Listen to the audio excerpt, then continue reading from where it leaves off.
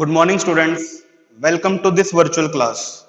Today, we will discuss about sources of energy. 10th class, chapter name is sources of energy. यहाँ पर बहुत सारे बच्चे सोचेंगे कि सोर्सेज ऑफ एनर्जी चैप्टर तो हमारा रिडक्ट हो चुका है, तो हम ये क्यों पढ़ें? तो ये हमें इसलिए पढ़ना है क्योंकि इसकी कुछ अपनी इंपॉर्टेंस है, जिसकी वजह से ये 10th क्लास के सिलेबस में था।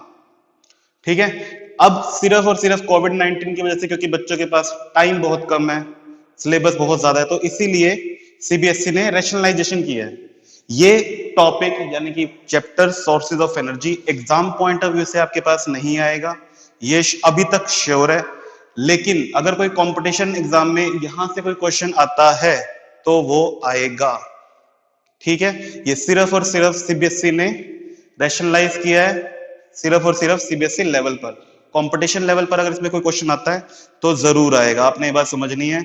इसीलिए जो बच्चे सिर्फ एग्जाम पॉइंट ऑफ व्यू से पढ़ते हैं उनके लिए ये लेक्चर बेनिफिट नहीं होगा, लेकिन जो नॉलेज के लिए पढ़ते हैं उनके लिए जरूर होगा। और जो स्टडी होती है वो नॉलेज के लिए होती है, एग्जाम्स के लिए नहीं होती। हाँ, हमारे जो सिस्टम चल पड़ा है उसमें नॉलेज सिर्फ एग्जाम से चेक, मार्क्स से चेक होती है, लेकिन फिर भी ये कहीं ना कहीं आपको बेनिफिशियल जरूर होएगा। और वैसे भी हमने अपने एग्जाम पॉइंट ऑफ व्यू से तो बहुत पढ़ लिया है, अब हम 2 से 3 लेक्चर अपनी नॉलेज के लिए पढ़ते हैं। ठीक है, तो बिना टाइम वेस्ट किए हुए बिल्कुल शॉर्ट में आपको समझाया जाएगा, आपको डिटेल में एक्सप्लेनेशन नहीं दी गई है। अगर यही चीज हमारे पास सिलेबस में इंक्लूड होती तो शायद मैं आपको इससे और भी डिटेल में समझाता, लेकिन अभी क्योंकि ये सिर्फ और सिर्फ आपको ओवरव्यू देने के लिए है, इसीलिए इसको थोड़ा शॉर्ट में फिनिश करने की कोशिश करेंगे, समझने की कोशिश करेंगे। फर्स्ट वीडियो लेक्चर तक आपको सोर्सेज ऑफ एनर्जी और आपको different types of sources of energy के बारे में बता दिया था। और हमारा जो लास्ट पॉइंट वहां पर था क्या था? Fossil fuel. आज हमने स्टार्ट करना है फॉसिल फ्यूल से। तो फॉसिल फ्यूल क्या होता है? फॉसिल फ्यूल अगर आपसे कोई पूछे तो आपको फॉसिल फ्यूल के बारे में ये डेफिनेशन देनी आनी चाहिए। तो fossil fuel are the remains of pre historic plants and animals which got buried deep inside the earth due to some natural resource, natural disaster कह सकते हैं या natural processes कह सकते हो। ठीक है, तो कम से कम आपको फॉसिल फ्यूल की ये डेफिनेशन तो आपको आनी चाहिए। दूसरे नंबर पर आपको पता होना चाहिए different type of fossil fuel. तो हमारे पास यहाँ पर मेनली 4 टाइप के फॉसिल फ्यूल अवेलेबल है। नंबर 1 सबसे इंपॉर्टेंट कोल, नंबर 2 पेट्रोलियम, नंबर 3 एलपीजी और नंबर 4 नेचुरल गैस। तो सबसे पहले देखो, मैंने यहाँ पे सिर्फ और सिर्फ आपको वो इन्फॉर्मेशन दी है जो आपको जरूरी है। आपको कोल के बारे में वैसे तो बहुत सारी इंफॉर्मेशन है, वो पता हो या ना पता हो, लेकिन आपको थोड़ा सा इसके बारे में जरूर पता होना चाहिए। सिर्फ ब्रीफ में इंट्रोडक्शन टाइप आपको कोल के बारे में पढ़ाया जा रहा है। तो कोल क्या होता है? कोल एक ब्लैक मटेरियल है, black material mixture of carbon and carbon compound. तो कोल क्या है? एक ब्लैकिश सब्सटेंस होता है which contain mainly carbon content and carbon compounds. Carbon compound means carbon से अगर हाइड्रोजन जुड़ जाता है, ऑक्सीजन जुड़ जाता है, सल्फर जुड़ जाता है, तो उस तरह से आपके पास कार्बन के कंपाउंड्स हैं। फिर बात आती है टाइप्स ऑफ कोल। तो हमारे पास mainly 3 types of coal available है। अब ये 3 टाइप्स ऑफ कोल बनते कैसे हैं? वो बनते हैं उनके कार्बन कंटेंट की वजह से। कोल में कितने % कार्बन है उसके बेसिस पर हम डिफाइन करते हैं 3 types of coal. Number 1 lignite, number 2 bituminous, number 3 anthracite. Lignite में कार्बन कंटेंट परसेंटेज आपके पास है, सॉरी, लिग्नाइट में आपके पास कार्बन परसेंटेज है 28 to 30%, बिटुमिनस में 78 to 87% और एंथ्रासाइट में 94 to 98%। ये percentage book to book slightly vary कर सकती हैं। ठीक है, तो आप इसे भी मान सकते हो, और जो आपके पास बुक है उसके अंदर भी आप इसकी परसेंटेज को नोट कर सकते हो। तो यहां पर आपको ये पॉइंट याद रखना है कि इन तीनों में से बेस्ट कोल टाइप कौन सी है। तो ये आप कैसे बताओगे? On the basis of carbon content percentage. तो कार्बन कंटेंट परसेंटेज हमारी सबसे ज्यादा किसमें है? एंथ्रासाइट में। तो anthracite is the best type of coal on the basis of carbon content. कितना कार्बन कंटेंट है? 94 to 98%। ठीक है, तो कोल के बारे में आपको इतनी इंफॉर्मेशन होनी चाहिए। और एक एडिशनल इंफॉर्मेशन आपको होनी चाहिए कि व्हाट इज कोक। कोल और कोक में डिफरेंस क्या है? तो कोल आपको पता लग गया। अब कोक क्या होता है ये समझो। जब हम कोल को डिस्ट्रक्टिव डिस्टिलेशन प्रोसेस से गुजारते हैं, when coal is subjected to destructive distillation it changes into coke. ये जो कोल है ये कोक के अंदर चेंज हो जाता है, आपको ये समझना है। तो कोक क्या होता है? It is the product of coal. आपके पास कोल है, कोल को आपने क्या करना है, ये पॉइंट याद रखना, डिस्ट्रक्टिव डिस्टिलेशन प्रोसेस से उसे पास करना है, सब्जेक्टेड टू डिस्ट्रक्टिव डिस्टिलेशन। तो क्या होगा, कोल आपका कोक के अंदर चेंज हो जाएगा। अब कोक क्या है, कोक इज बेटर देन कोल, जो प्रोडक्ट है कोल कोक का मींस कोक कोल का, वो क्या है, बेटर है एज कंपेयर टू कोल। ठीक है, तो यहां पर पॉइंट ये बनता है कि अगर आपके पास चॉइस है, एक कोल है और एक आपके पास कोक है, तो आपको कौन सा चूज करना चाहिए फॉर योर एनर्जी पर्पस, तो आपको कोक यूज करना चाहिए। ठीक है, तो आपको कोल के बारे में डिफरेंट टाइप्स, कोक के बारे में पता होना चाहिए, कोक कैसे बनता है कोल से ये पता होना चाहिए, by the process of destructive distillation. अब डिस्ट्रक्टिव डिस्टिलेशन क्या होता है ये समझ लो, डिस्ट्रक्टिव डिस्टिलेशन होता है heating in the absence of air, यानी कि हमें हीट करना है और उस हीटिंग प्रोसेस में ऑक्सीजन नहीं होनी चाहिए या फिर लिमिटेड अमाउंट में होनी चाहिए। ठीक है, डिस्ट्रक्टिव डिस्टिलेशन क्या होता है, heating of a substance in the absence of oxygen. और उसके जर्नल बेसिक यूजेस आपको पता होने चाहिए। यूजेस जैसे कोल किसके लिए यूज करते हैं हम, हीट प्रोसेस हीटिंग के लिए यूज करते हैं। जैसे आपको सर्दी लगती है तो आप कोल से हीट को हीट बना सकते हो और आप अपने हाथ सेक सकते हो उसके अंदर। ठीक है ना, डोमेस्टिक के अंदर इसमें फूड बनाते हैं लोग, कुछ लोग कोयले से फूड बनाते हैं। तो इस तरह से जो भी आपके पास बेसिस यूजेस हैं कोल के, वो आपने स्टडी करने हैं। तो ये था आपका ब्रीफ इंट्रोडक्शन अबाउट कोल। कोल क्या है, एक टाइप का फॉसिल फ्यूल है। ठीक है, और सबसे इंपॉर्टेंट है क्योंकि इसको ये वो सभी प्रॉपर्टीज यूज करता है जो एक गुड सोर्स ऑफ एनर्जी में होनी चाहिए थी, वो हमने फर्स्ट वीडियो लेक्चर में पढ़ लिया, आप वहां से इसको देख सकते हो। सेकंड हमारे पास है पेट्रोलियम। अब पेट्रोलियम इसके नाम से पता लग रहा है, पेट्रोलियम ये दो वर्ड से मिलकर बना है, पेट्रा और oleum. Petra means rock, oleum means oil, यानी कि चट्टानों में से निकलने वाला ऑयल, पानी, लिक्विड, उसे हम बोलते हैं पेट्रोलियम। तो ये क्या होता है, it is a complex mixture of many compounds of hydrogen and carbon, यानी कार्बन और हाइड्रोजन जिसको कंबाइन करके हम क्या बोलते हैं, हाइड्रोकार्बन बोलते हैं। तो ये बेसिकली क्या है, एक मिक्सचर है जिसके अंदर बहुत सारे हाइड्रोकार्बन्स होते हैं। जैसे मान लो कार्बन और हाइड्रोजन जब मिल जाते हैं तो उनके मिलने से जो सब्सटेंस बनता है उसे हम बोलते हैं हाइड्रोकार्बन। जैसे आपने केमिस्ट्री में आपके पास आ गया होगा भी, जैसे इथेन, ब्यूटेन, प्रोपेन, इथीन, इस तरह से। ठीक है, तो ये थी आपके पास डेफिनेशन पेट्रोलियम की। उसके बाद पेट्रोलियम के बारे में आपको क्या पता होना चाहिए कि जो पेट्रोलियम होता है अपनी क्रूड ऑयल में, यानी कि जो अपनी नेचुरल फॉर्म में होता है, वो काफी थिक होता है, काफी गाढ़ा होता है और हम उसे डायरेक्ट उसे यूज नहीं कर सकते। तो हमें उसको यूज करने के लिए, पेट्रोलियम को यूज करने के लिए क्या करना पड़ता है, उसे रिफाइन करना पड़ता है। और पेट्रोलियम को जिस प्रोसेस से हम रिफाइन करते हैं उस प्रोसेस का नाम क्या है, फ्रैक्शनल डिस्टिलेशन। 9th क्लास में आपके पास ये आ गया था, what do you mean by distillation, और वहां पे टाइप्स थी आपके पास, बिल्कुल वैसे ही है फ्रैक्शनल डिस्टिलेशन। और ये फ्रैक्शनल डिस्टिलेशन का जो प्रिंसिपल होता है वो क्या होता है, डिफरेंट बॉइलिंग पॉइंट्स, यानी कि जो होता क्या है, आपके पास एक मिक्सचर है, नाम से पता लग रहा है मिक्सचर, और उसके अंदर बहुत सारे लिक्विड मिक्स होते हैं। कौन कौन से लिक्विड मिक्स होते हैं, जैसे यहाँ पर ये देखो, ये प्रोडक्ट्स हैं, पेट्रोलियम के प्रोडक्ट्स हैं, जैसे डीजल, केरोसिन। तो ये सारे क्या होते हैं, ये सारे लिक्विड आपके पेट्रोलियम के अंदर मिक्स होते हैं और उनको वहां से निकालना है। निकालने का मतलब क्या है कि हमें उनसे अलग करना है। तो अलग करने के लिए जो प्रोसेस होता है, जिसे हम रिफाइनिंग प्रोसेस भी बोल सकते हैं, वो प्रोसेस का नाम क्या है, साइंटिफिकली नाम क्या है, fractional distillation, based on the principle of different boiling points. Boiling point different होते हैं और अपने अपने बॉइलिंग पॉइंट के अकॉर्डिंग वो वहां से निकल जाते हैं। कहां से, पेट्रोलियम में से निकल जाते हैं। और जिस टावर के अंदर ये काम किया जाता है उसे हम बोलते हैं फ्रैक्शनेटिंग टावर।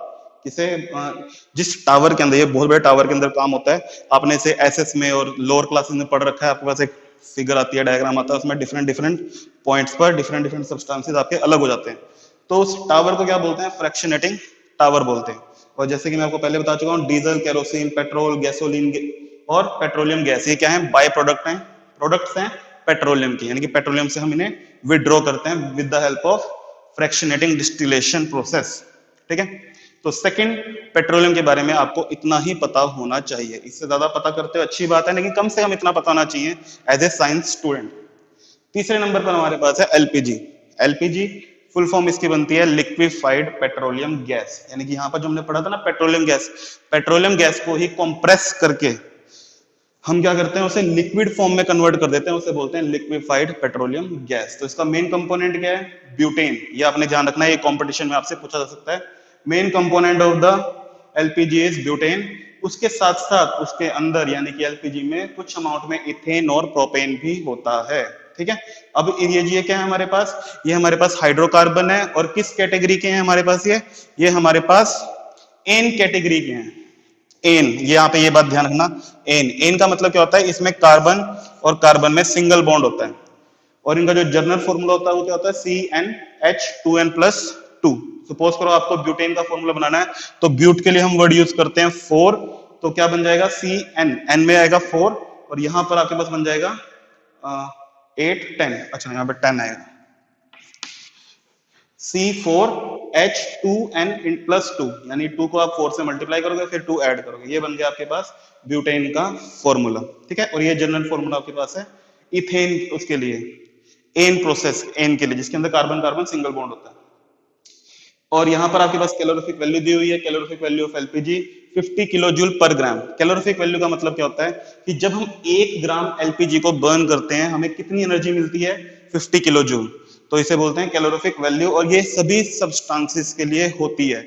जितनी ज्यादा कैलोरीफिक वैल्यू होगी उतना ही अच्छा वो फ्यूल सोर्स माना जाता है। तो कैलोरीफिक वैल्यू यहाँ पर क्या है, 50 किलो जूल पर ग्राम, यानी कि अगर आप 1 ग्राम एलपीजी को बर्न करते हो तो आपके पास 50 किलो जूल आपको एनर्जी मिलने वाली है। अब बारी आती है इस पॉइंट की, ये पॉइंट आपने हमेशा हमेशा याद रखना है, और ये है इथाइल मरकैप्टन। इथाइल मरकैप्टन क्या होता है, इथाइल मरकैप्टन एक सब्सटेंस है जो हम एलपीजी में ऐड करते हैं। तो हम एलपीजी में ये सब्सटेंस ऐड क्यों करते हैं, वो इसीलिए ऐड करते हैं क्योंकि एलपीजी की अपने आप में कोई स्मेल नहीं होती, ठीक है, एलपीजी की अपने आप में कोई भी स्मेल नहीं होती। तो जब हम इसे ट्रांसपोर्ट करते हैं तो कहीं लीकेज ना हो जाए, अगर लीकेज होगी और इसने सपोज करो एक चिंगारी को या फायर को अपनी तरफ अट्रैक्ट कर लिया तो बिग एक्सप्लोजन, एक बहुत बड़ा एक्सप्लोजन हो सकता है।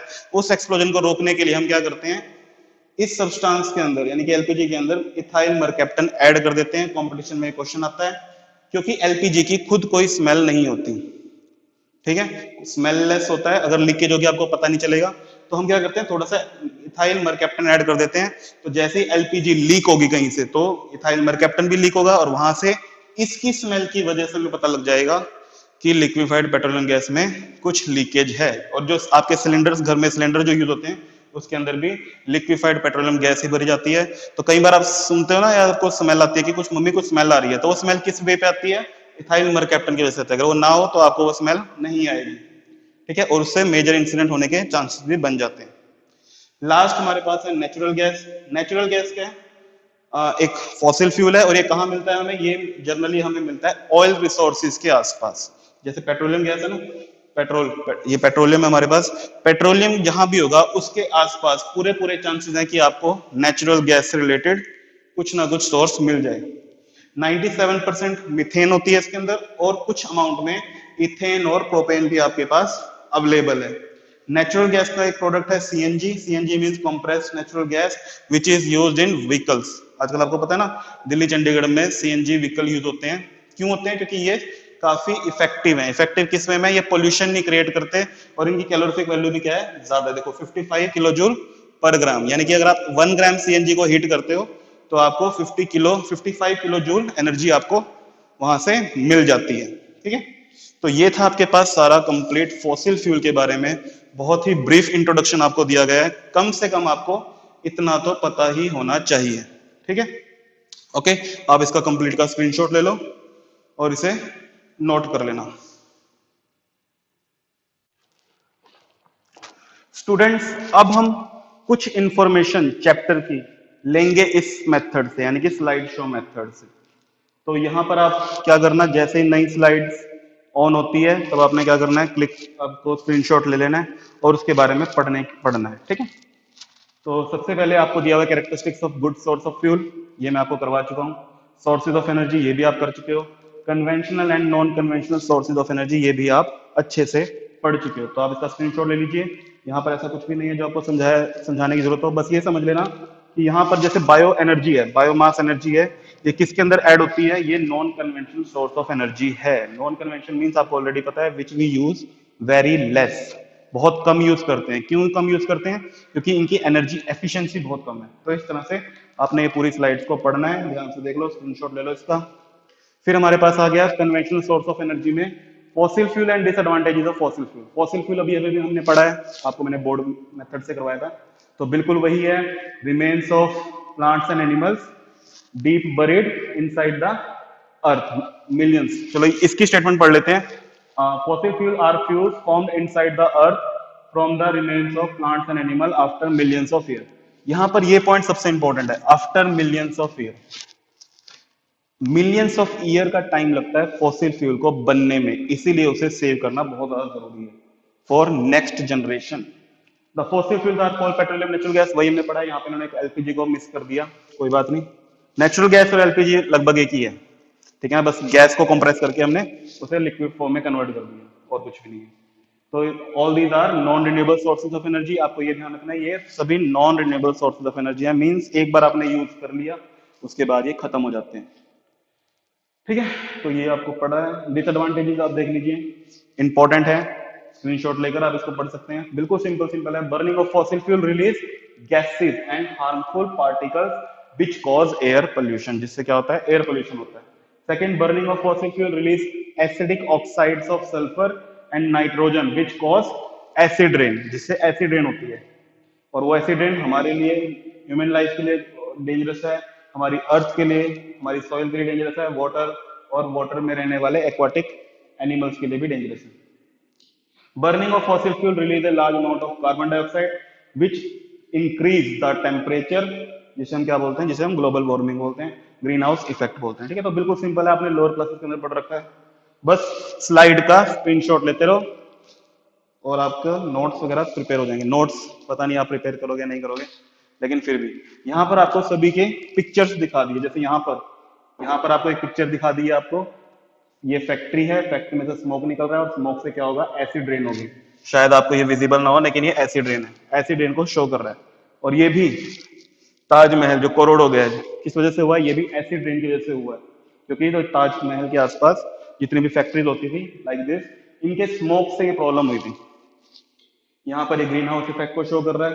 ग्रीन हाउस इफेक्ट आपको पता ही है, CO2 हमारे एनवायरनमेंट के अंदर बढ़ जाती है, क्योंकि देखो ना, यहाँ पे हमने आपको बताया कि जब हम फॉसिल फ्यूल को बर्न करते हैं तो CO2 गैस एनवायरनमेंट के अंदर आ जाती है।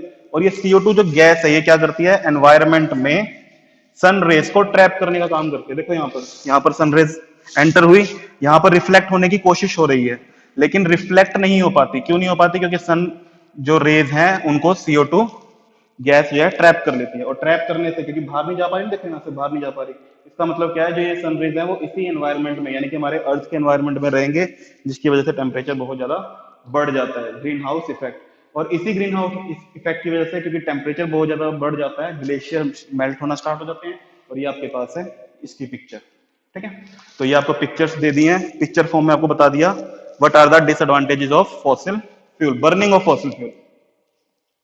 नेक्स्ट हमारे पास है कुछ सोर्सेज ऑफ एनर्जी जो हमें बिल्कुल लाइट वे में, बहुत ही हल्के वे में हमको स्टडी करना है। सबसे पहला हमारे पास है thermal power plant.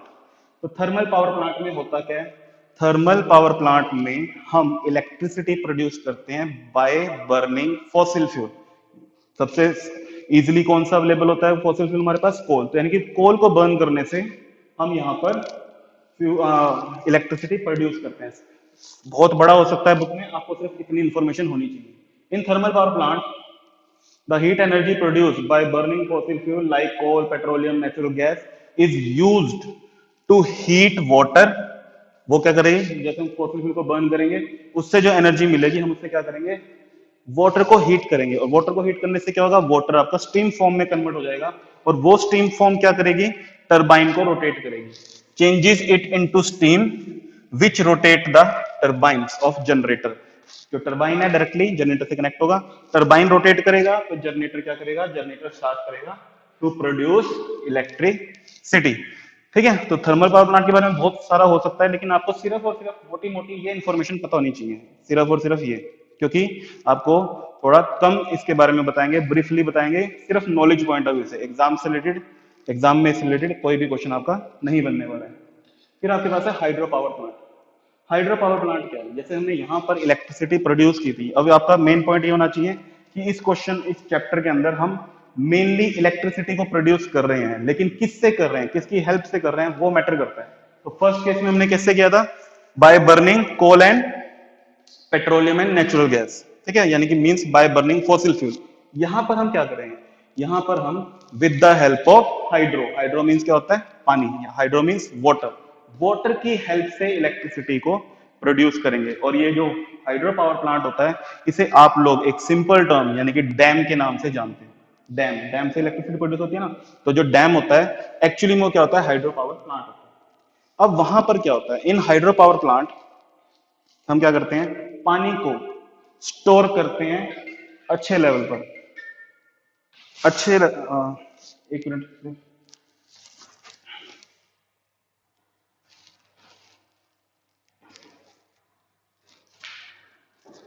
In hydro power plant we produce electricity with the help of water. ठीक है, इसका डायग्राम दिया गया है, वहां पर आपको समझा देंगे। अभी यहाँ पे समझने की कोशिश करो।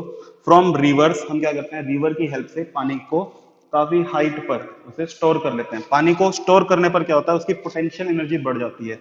और फिर हम जैसे ही पानी को, वाटर को अलाउ करते हैं to pass through a particular area, particular route, तो वो उस रूट से फ्लो करता है बिल्कुल बहुत ज्यादा हाई स्पीड से। और हाई स्पीड से रोटेट ट्रैवल करने पर, मूव करने पर हम उस पानी के रास्ते में लगा देते हैं टरबाइन। और टरबाइन डायरेक्टली कनेक्टेड होगा जनरेटर से, और जनरेटर क्या करेगा, स्टार्ट करेगा जनरेटिंग इलेक्ट्रिसिटी। तो जैसे मैंने आपको वर्डिंग में यहाँ पे समझाया है, इसका एक डायग्राम आगे बनेगा, उससे आपको बात अच्छे से क्लियर हो जाएगी। तो मेरी बात फिर बात आती है advantages and disadvantages of hydro power plant. तो एडवांटेजेस आपके पास क्या है, flowing water is a renewable source of energy. जो हमारे पास वाटर है, क्योंकि हम क्या कर रहे हैं, इलेक्ट्रिसिटी को प्रोड्यूस कर रहे हैं with the help of water.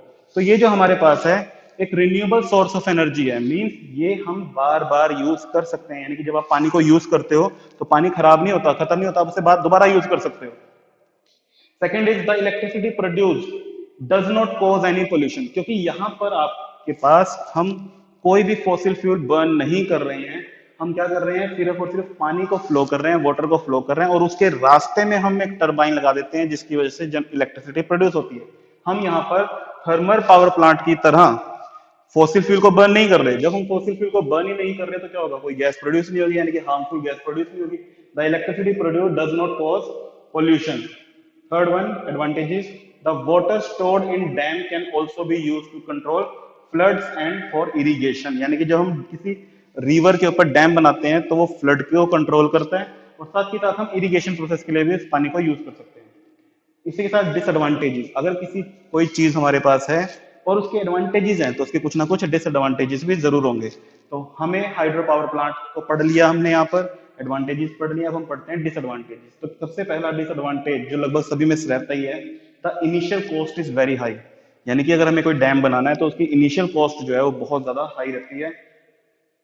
Large areas of land get submerged and decomposition of vegetation produces methane gas which is a greenhouse gas। तो जब हम एक डैम बनाते हैं तो उस डैम को बनाने के लिए हमें बहुत ज्यादा एरिया की रिक्वायरमेंट होती है। अब वो जो एरिया हम यूज कर लेते हैं उसके अंदर अगर कुछ वेजिटेशन बनती है, ठीक है ना, आपने देखा ही होगा कोई तालाब है, कुछ भी है, उसके अंदर कुछ ना कुछ वेजिटेशन बनना स्टार्ट हो जाती है।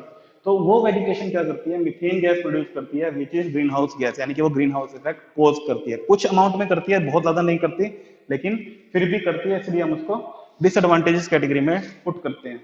Last, it causes displacement of people from large area of land.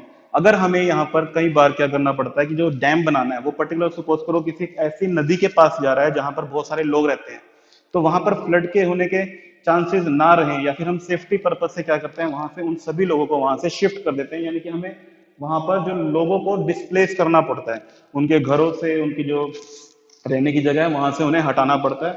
तो ये भी एक मेजर प्रॉब्लम आती है, यानी कि ये भी क्या है, डिसएडवांटेज है हाइड्रो पावर प्लांट का। तो फिर यहाँ पर देखो आपने क्या पढ़ लिया, आपने दो पावर प्लांट्स को एक ही स्लाइड के अंदर पढ़ लिया। इसका फायदा ये है, ठीक है। तो पहले हमने स्टडी किया थर्मल पावर प्लांट, फिर हमने स्टडी किया हाइड्रो पावर प्लांट। नेक्स्ट हमारे पास दोनों के यहाँ पर थर्मल पावर प्लांट का डायग्राम है और उसके बाद हमारे पास हाइड्रो पावर प्लांट का डायग्राम आएगा। तो ये क्या आपके पास है, ये आपके पास है थर्मल पावर प्लांट का एक छोटा सा डायग्राम। यहाँ पर सबसे पहले थर्मल पावर प्लांट में क्या किया था हमने, सबसे पहले फॉसिल फ्यूल को बर्न किया था। तो ये देखते हैं कि फॉसिल फ्यूल बर्न कहाँ हो रहा है। तो यहाँ पर इस तरह से कोल आपका एंटर कर रहा है हमारे बॉयलर के अंदर। बॉयलर हम इसे क्यों बोलते हैं, क्योंकि हम यहाँ पर कोल को बर्न करते हैं और बहुत ज्यादा टेम्परेचर को जनरेट करते हैं, और उसी टेम्परेचर से हम क्या करते हैं, पानी यानी वाटर को बॉयल करते हैं, स्टीम फॉर्म में कन्वर्ट करते हैं। तो इसलिए इसको बोलते हैं बॉयलर। तो यहाँ से कोल आएगा, एंटर करेगा, यहाँ पर हम इसे बर्न करेंगे, हीट करेंगे। हीट करने पर एनर्जी प्रोड्यूस होगी, और ये जो एनर्जी आपकी यूज होगी ये वाटर को स्टीम फॉर्म में कन्वर्ट करने के लिए यूज होगी। हम क्या करेंगे, वाटर को स्टीम फॉर्म में कन्वर्ट करेंगे। स्टीम यहां से आपकी रिलीज होगी और ये स्टीम आपके टरबाइन को रोटेट करेगी।